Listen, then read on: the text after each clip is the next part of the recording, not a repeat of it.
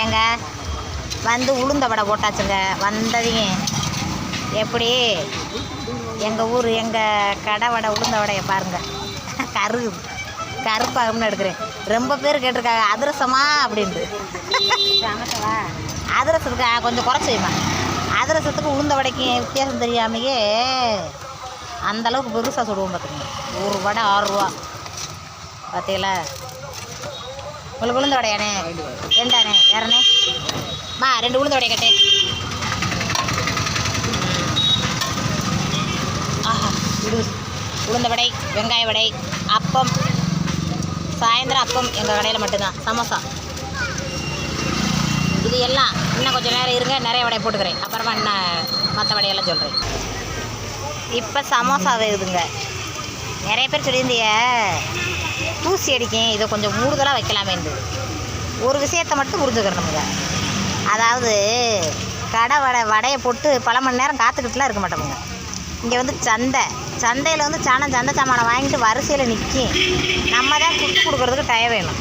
இங்கே தட்டில் வடை இல்லாமல் போயிடும். ஒரு 7-8 மணியும் போடலாம் பார்த்தீங்கன்னா ரொம்ப பிஸி ஆயிடும். அதனால தான் இப்போவே எடுத்து போடுறேன். அப்படி வந்து ரொம்ப வந்து வடை வந்து தங்கி கிடக்காது. தங்கி இருந்தால் தானே உங்களுக்கு தூசி அடிக்கும். அது கொட்டை அப்படியே வாங்கிட்டே போயிடுவாங்க. எங்கள் அம்மா நின்று கட்டி கொடுத்துக்கிட்டே இருக்கேன். எங்கள் அம்மா வீட்டுக்கு போனோடனே எங்கள் வீட்டுக்கார் வந்து நின்று கட்டி கொடுப்பாரு. அதனால் ஒரு இதுவும் கிடையாது. அப்போ எத்தனைக்கா? 3 அப்பா வேறு அப்படிலாம் சொல்லாது. இப்போத்தே மொதல் வந்து வச்சுருக்கான். சில்லற வேணும்ல. 3 அப்பா வேறு ஒரு உளுந்தோட வாங்கிட்டு வாங்க. அந்த மாதிரி கடன்னு விற்றுருங்க. அதனால தான் நாங்கள் போடலை கண்ணாடி இதெல்லாம். இனிமேல் போடணும்னு நினச்சிக்கிட்டு இருக்கேன். ஏன்டா இங்கே பனையூரில் அந்த நான் தங்கி இருக்கிற ஊரில் போய் வடை உடையில் இந்த மைக் ஆன் பண்ணிட்டாங்க. வடை உடையில் வந்து கொஞ்சம் நின்று விற்கிறாப்புல தான் இருக்கான். அந்த டயத்தில் கண்ணாடி போட்டுறலங்க. போயிட்டேம்மா. இதே நம்ம கடை சின்ன கடை தான். சின்ன கடையாக இருந்தாலும் என்ன பெரிய வியாபாரமாக நினச்சிக்கிடுவான். இன்னும் பாருங்கள் 11 மணி ஆகுங்க. இன்றைக்கி ஒரு நாள் மட்டும் 11 மணி ஆகும் வீட்டுக்கு போகணும். மற்ற நாள் பூரா 7-8 மணிக்கெலாம் வீட்டுக்கு போயிடும். 24 ரூபாக்கா கொடுங்க. ஃபஸ்ட்டு வாங்குறிய நல்லபடியாக சாமி கொடு. 2வது ஆளா ஃபஸ்ட்டு வாங்கிட்டாங்க. நரசமாதே ஃபஸ்ட்டு.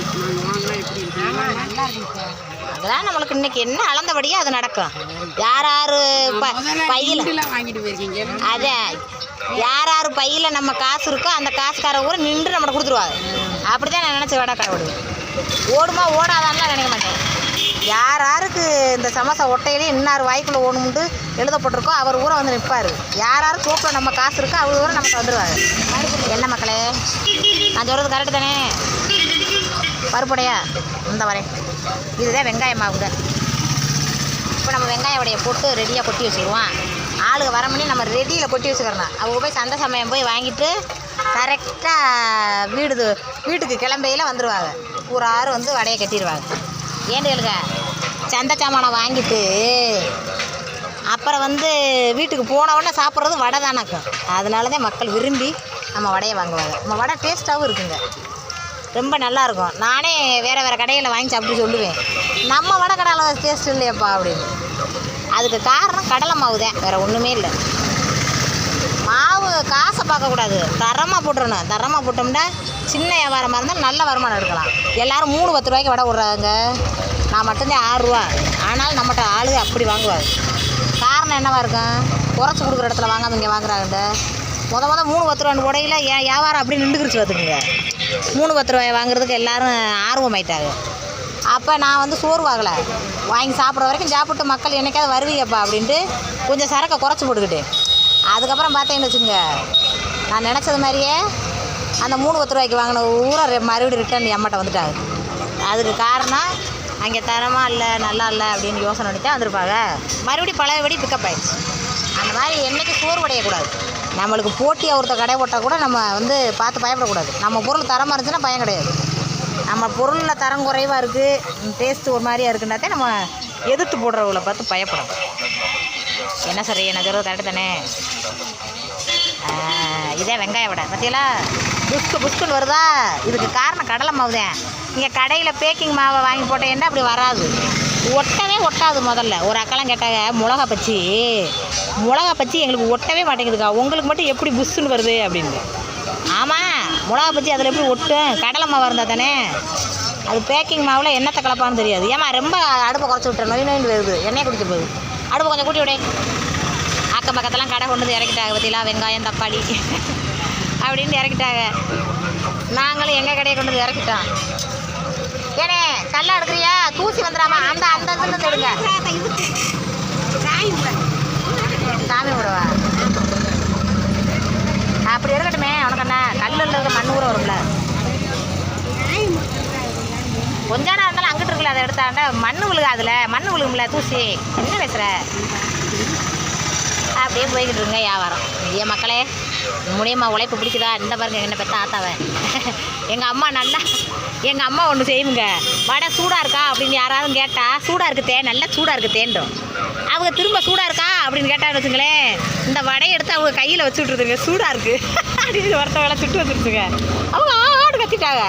ஏமா அப்படி பண்ணுறேனே? ஆமாம் சூடாக இருக்குன்னு சொல்லையிலேயே கேட்க மாட்டேன்றாங்க. அப்போ கையில் வச்சு விடணுங்களேன்னு அப்படி எங்கள் அம்மா பல வேலை பார்க்கும். அப்புறம் கணக்கை கண்டபடியை போட்டு விட்டுட்டு கண்டபடி கணக்கு சொல்லுவேன், கூட குறைய சொல்லிடுறேன். அப்புறம் தெரியாமல் போச்சத்தே அப்படின்ட்டு மேனேஜ் பண்ணிடுறேன். நான் ஒன்றுமே பேச மாட்டேன். உண்மைக்கே ஆமாம், உண்மைக்கே பண்ணிடுவேன். தெரியாமத்தேன் வேணுக்கிட்டே அவங்க காசை கூட எடுக்கணுன்றலாம் கிடையாது. ஆனால் ஒரு தடவை கூட குறைச்சி எடுத்ததில்ல பார்த்துங்க. அப்போ தெளிவாக இருக்கையில் ஒரு தடவை கூட காசை குறைச்சி எடுத்ததில்ல, கூட எடுத்துருது. அவங்க கணக்கு போட்டு வந்து ஏக்கா கூட எடுத்துக்கிட்டு வந்து ஒருத்தர் வாங்கிடுவாங்க. கணக்கு தெரில என்னம்மா, எங்கள் அம்மா வேணுக்கு பண்ணுமா? ஆத்தாடி என்ன பெத்த ஆத்தா உழைக்கிற ஆத்தா அது பண்ணாது. லைக் பண்ணுங்க மக்களே, என்னோட உழைப்பு என்ன பெத்த ஆத்தா உழைப்பும் பிடிக்குதுண்டா. ஆமாம், இதுதான் வடக்கடை. இன்னும் வந்து பருப்பு விடணும், பச்சி விடணும், மிளகா பச்சி விடணும், இன்னும் நிறைய இருக்குது. அதிரசம் முறுக்கெல்லாம் தூக்கி வைக்கணும். சரிங்க, நான் வைக்கிறேன். இது எல்லோரும் லைக்கை மட்டும் பண்ணுங்கள். சமோசா பிடிக்குமா? இந்தாங்க பார்க்குற எல்லோரும் ஒரு கடி கடிங்க. போதும். ஐயோ கடிச்சதை உள்ளே வைக்கக்கூடாது. இந்தம்மா உளுந்த வடை யாருக்கு பிடிங்க? இந்தாங்க உளுந்த வடை. ஏமா பேப்பர் வடை கட்டை கிளினிக்லேருந்து கொடுக்குறேன், வாங்கி வை. ஆமாம், அதான் 2 வடையை மடிச்சு கட்டுவோம்ல. இந்தாங்க உளுந்த வடை யாருக்கு பிடிக்கும்? போதும், இதையும் சாப்பிட்ட வடையை அப்புறம் அங்கிட்ட எடுத்து வைமா. எல்லோரும் மக்களே லைக் பண்ணுங்கள். ஏட்டு கிடக்கா கறிக்கு உதவாது தெரியும், இருந்தாலும் ஒரு காமெடிக்காக சொன்னேன். எதுக்குன்னு நினச்சிக்காதையே லைக் பண்ணுங்கள். நான் அடுத்த கடையில் வேலைகளை வேகமாக சுட்டு தட்டு நிறைய அடிக்க போகிறேன்.